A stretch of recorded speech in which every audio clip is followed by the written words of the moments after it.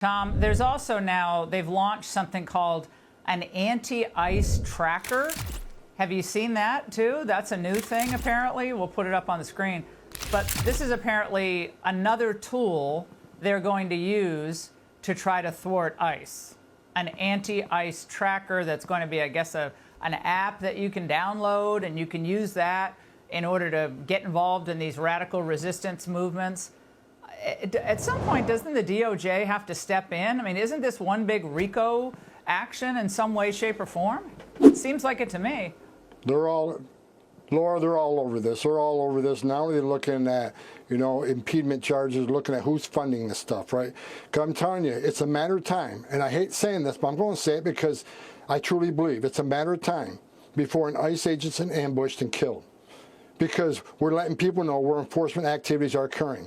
And they're looking for the worst of the worst. The last thing we want to do is give a bad guy, the worst of the worst, a heads up that ICE is down the street.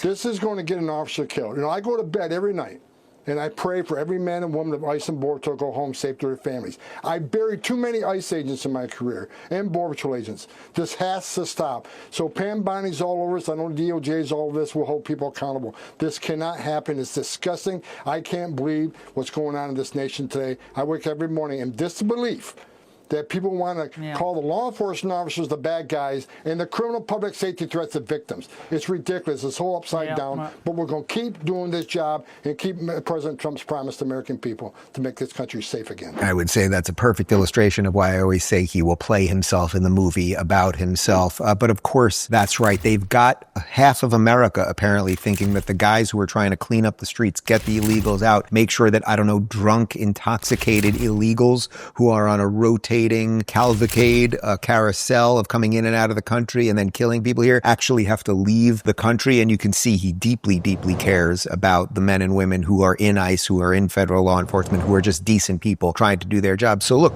we have a serious administration. We have a serious federal administration for the first time, and they're doing everything they can to clean up the place to the backdrop of blue cities, which are just continually going the wrong way, and in many cases created the problem by having sanctuary cities and everything else.